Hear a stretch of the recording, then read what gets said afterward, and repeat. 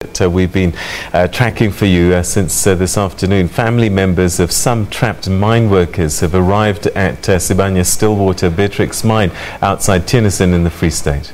More than 900 miners were trapped since last night following a power failure which was caused by a severe storm. The rescue operation continues. Reportedly, 65 have been brought to the surface since that operation began. That storm affected power lines at the mine. The trapped miners are waiting at an underground waiting station, and reportedly things are very slow to get them to the surface. All right, let's catch up with our reporter Ismael Modiba, who's been tracking the story for us at the scene. Ismael, when I spoke to you earlier on, you said that management was going to hold a kind of a media briefing to update journalists. Has that happened, and what did they say? Well, Peter, good evening. Well, with the supposed press briefing that we were told about when we arrived here, we were told by the head of investor relations, Mr. James Wellstead, that actually it's not a press briefing. It's just to find out from us what sort of information are we actually looking for. So, but for now, the concerned family members, the wives of the miners are here concerned just to find out the latest with regard to their family kin, and we are with James Wellstead, who is the head of investor relations, just to give us an update with regard to the situation. And as you rightfully said, about 955 miners have been trapped since last night. But with here, just to give us the latest with the ongoing here, is the head of the spokesperson, Mr. James Wellstead, just to update us. Mr. Wellstead, thank you for your time and for taking your time from Joburg to come and brief us here with the latest. Can you give us the latest with the miners who are trapped? How many are still trapped underground, and what sort of measures are you doing to ensure that you expedite this process? So there are currently about 955 people at the number 3 shaft in the waiting areas on various levels. We decided that was the safest place, or for safety reasons, to keep them there. It's well ventilated. We're able to provide them with food and water, rather than trying to use the secondary escapeway, which would have entailed about a 4-hour walk.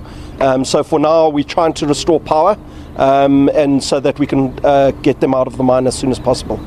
I guess restoring power, that's the most important thing for now. And when can we exactly say who's helping you with regard to, is it Eskom, or are you using extended power in terms of generators to ensure that you get your employees out? Give us the information with that.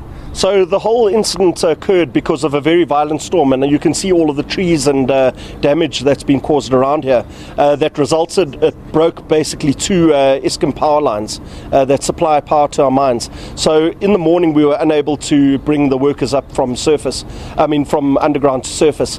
Eskom did manage to restore power to one of the mines, to number 4 shaft, and we managed to get 272 people up from underground at that shaft. And then at number 1 shaft, where the generator was working, we got a further 64 people up. Unfortunately, at number 3 shaft, we've had some problems with the hoist, or the winder, and the generator, and trying to get the technology right. And then Eskom are still busy trying to restore power on their line. The best outcome would be Eskom getting the full power, because then we can run the big hoist and the big lift, and we can get more people up quicker. Otherwise, we'll get the generators going and we'll bring them up in the smaller lift. As you can see behind us, some of the concerned workers who are supposed to be, going underground now, they can't because of the situation. And the next of kin, the wives are here. They're highly concerned about the situation. When can we exactly say would be able to see these miners coming out? It's difficult to say. We're obviously trying our best to restore power as soon as possible, as are Eskom, but it is a very difficult situation. It's an unusual situation that something like this happens. So we will try as soon as possible, but it's very difficult to give a time. What I can say is that everybody's been accounted for. They're all safe. They're in a safe place, and we are providing food and water. And I know that since they've been here, since they've been underground since yesterday, it's a difficult situation because some of them are, suffering from whatever sort of ailments that they are suffering. And you spoke about providing them with food and water. How is the access with them, just to find out how they are feeling underground? We've got proto teams, which are the rescue teams underground, and we've got communications with the employees underground.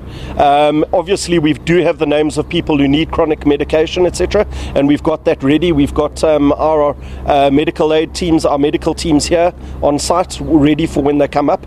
And if we need to send, chronic medication down, we can do that.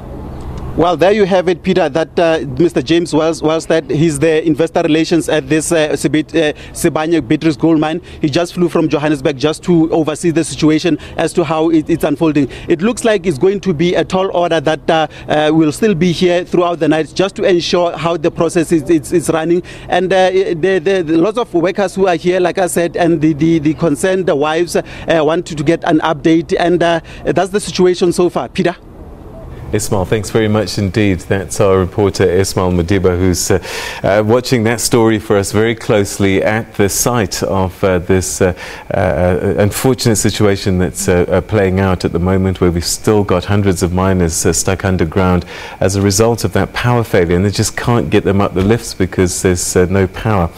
Well, in the meantime, national